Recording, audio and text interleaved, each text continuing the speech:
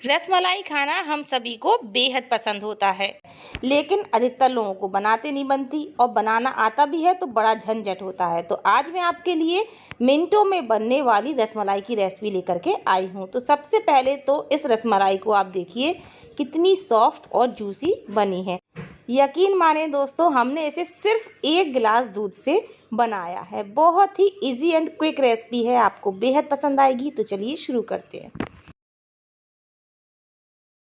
तो रसमलाई बनाने के लिए सबसे पहले हमने एक कढ़ाई ले ली है और इसमें मैंने ले लिया है 1 गिलास दूध। दूध में जितनी मलाई थी मैंने वो भी ले ली है। दूध हमने यहाँ पर फुल क्रीम लिया है। सबसे पहले तो दूध को एक बार हम अच्छे से मलाई के साथ मिक्सअप कर लेते हैं और अब हम दूध में बढ़िया सी एक उबाल आने देंगे। तो फ्लेम को अभी हम मीडियम कर देंगे क्योंकि हमें अभी एक और तैयारी करनी है। हमारी रसमलाई के लिए हम रबड़ी बनाएंगे ना, तो उसमें बढ़िया गाढ़ापन आए और हमें दूध को रिड्यूस ना करना पड़े। तो उसके लिए मैं यहाँ पर आपको बहुत ही सीक्रेट टिप्स बताने वाली हूँ जो आज से पहले आपको किसी ने नहीं बताई होगी। तो यहाँ पर हमने लिया है आधा कप दूध और ये मैंने लिया है सत्तू। जो लोग सत्तू नहीं जानते हैं उनको मैं बता दूं कि चना को भून करके इसको बनाया जाता है। अब अगर आपके पास सत्तू नहीं है तब आप यहाँ पर बेसन को भून करके इस्तेमाल कर सकते हैं या फिर गेहूं का आटा का इस्तेमाल कर सकते हैं। पिछली बार मैंने आपको गेहूं के आटा से बनाना बताया था, वो भी नहीं है तब आप यहाँ पर 2 से 3 चम्मच मिल्क पाउडर का इस्तेमाल कर सकते हैं।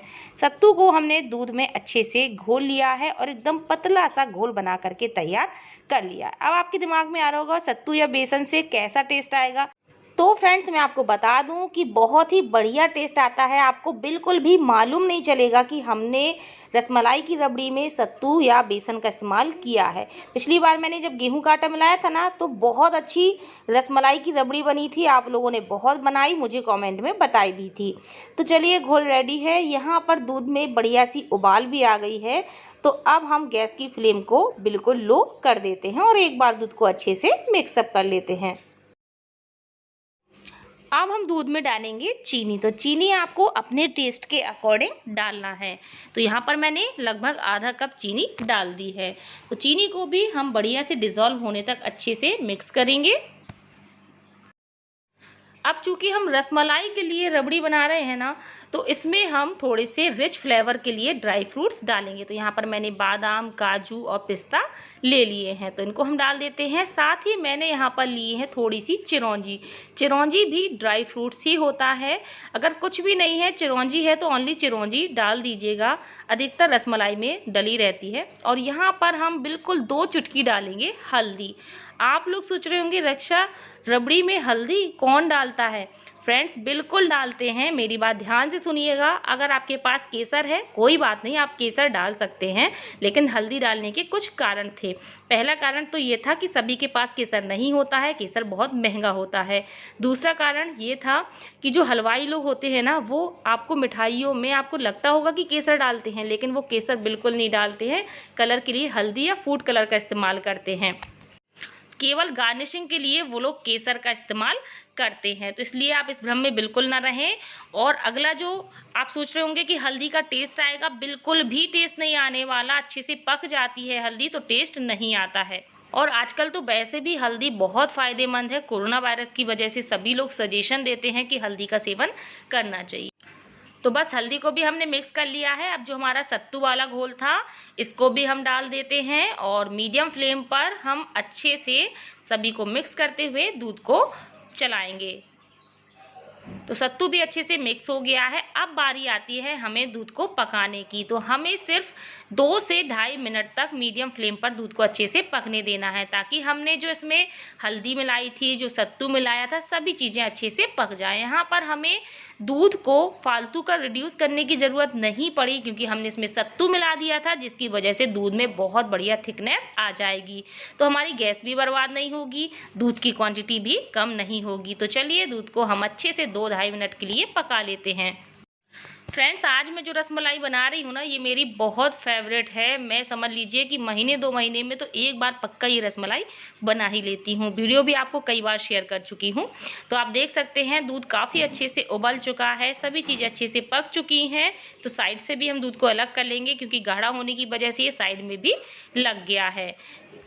तो हमें दूध को बहुत ज़्यादा भी गाढ़ा नहीं करना है, क्योंकि जब ये ठंडा होगा ना तो अभी जितना दिख रहा है आपको इससे भी गाढ़ा हो जाएगा। तो बस कुछ इस तरह से आपको कंसिस्टेंसी रखनी है, ध्यान से देख लीजिए, दूध में अपना एक गाढ़ापन होना चाहिए।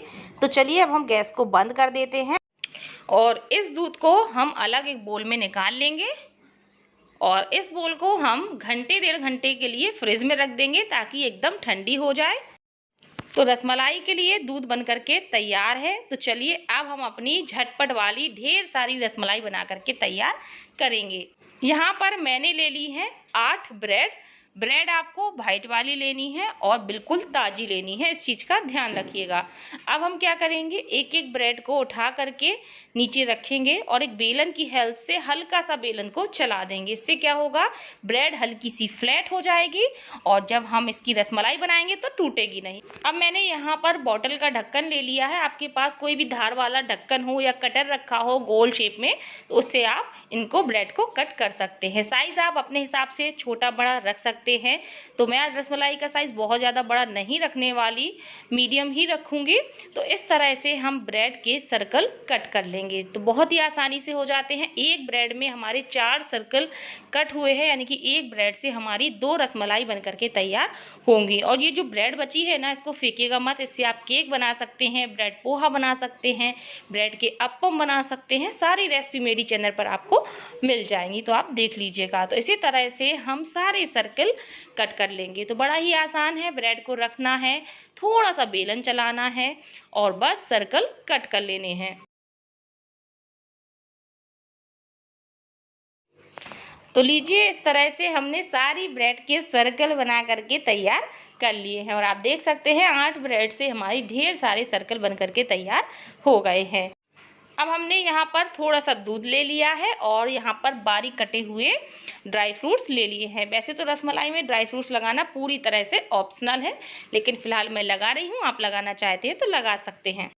अब हम क्या करेंगे, एक ब्रश या फिंगर या फिर कॉटन ले लीजिए, उसकी हेल्प से एक सर्किल के ऊपर दूध लगाएंगे और इसके बीचों बीच हम ड्राई फ्रूट्स को रखेंगे। दूसरे सर्किल को ऊपर से कवर करेंगे और इसको हथेलियों से दबा करके किनारी इसकी जोड़ देंगे। तो इस तरह से हमारी रसमलाई बन करके तैयार हो जाएगी।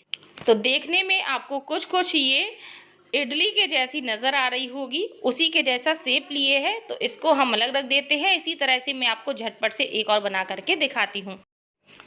तो बस दूध लगाने के बाद बीच में आपको ड्राई फ्रूट्स को रखना है और दूसरा सर्किल ले करके दोनों को किनारे पर जोड़ देना है। आप चाहे तो एक मेथड और भी मैं आपको बताती हूँ, वो और भी ज़्यादा आसान हो जाएगा। एक सर्किल को लीजिए, दूध में हल्का सा डुबोइए, हथेली पर रखिए, बीच में आप ड्राई फ्रूट्स लगाइए, दूसरे सर्किल को भी दूध से डिप करिए और बस दोनों को ज्वाइंट कर दीजिए। तो इस मेथड में आपको बहुत ही आसानी हो जाएगी, बड़े ही आसानी से दोनों सर्किल आपस में ज्वाइंट हो जाएंगे। तो जो भी आपको बेस्ट लगता है आप रसमलाई बना करके तैयार कर सकते हैं। तो लीजिए, इसी तरह से हमने सारी रसमलाई बना करके तैयार कर ली है। अब यहाँ पर जो दूध हमने फ्रिज में रख दिया था ठंडा होने के लिए, ये बहुत अच्छे से ठंडा हो चुका है और आप देख सकते हैं किस तरह से ये गाढ़ा हो गया है और एकदम लच्छेदार रबड़ी टाइप का बन करके तैयार हो गया है, जैसा हमें चाहिए था रसमलाई के लिए। अब हम अपनी फाइनल रसमलाई बनाएंगे। तो आप इस तरह से ब्रेड की रसमलाई और दूध अलग अलग बना करके तैयार कर सकते हैं और जब मेहमानों को आना हो या आपको खाना हो, झटपट से इनको सर्व कर सकते हैं। तो यहाँ पर मैंने एक बोल ले लिया है, उसके ऊपर हमने रसमलाई को अच्छे से डेकोरेट कर दिया है और इसके ऊपर हम अपनी रसमलाई का रबड़ी वाला दूध डालेंगे। तो ये ठंडा ठंडा दूध जब इसके ऊपर जाएगा तो पूरी रसमलाई हमारी बढ़िया ठंडी हो जाएगी और बहुत ही ज़्यादा जूसी हो जाएगी।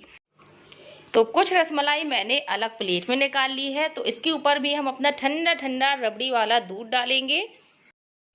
अब रसमलाई को हम ऊपर से पिस्ता के साथ गार्निश कर देते हैं। आप चाहे तो केसर के धागों से भी गार्निश कर सकते हैं। तो लीजिए, तैयार है हमारी बहुत ही टेस्टी झटपट बनने वाली रसमलाई, सबसे सस्ती सबसे बढ़िया। देखा आपने, एक गिलास दूध से हमने कितनी सारी रसमलाई बना करके तैयार की और यकीन मानिए फ्रेंड्स, ये रसमलाई बहुत टेस्टी लगती है। मैं इसको कई बार बना चुकी हूँ और आप मेरी चैनल पर भी देख सकते हैं, मैं आपके साथ कई बार शेयर भी कर चुकी हूँ। तो आप इसको ज़रूर ट्राई करके देखिएगा। तो चलिए अब मैं आपको इसको कट करके दिखाती हूँ कि देखिएगा कितनी सुपर सॉफ्ट आप ये इसको कब बना रहे हैं। लॉकडाउन में बहुत बढ़िया ऑप्शन है, जिनसे रसमलाई बनाते नहीं बनती है या सामान नहीं है तो झटपट से इस तरह बना सकते हैं। अगर आपको आज की रेसिपी अच्छी लगे तो प्लीज़ मेरे वीडियो को लाइक शेयर जरूर करिएगा। फिर मिलते हैं अगली रेसिपी में, तब तक के लिए बाय बाय, टेक केयर।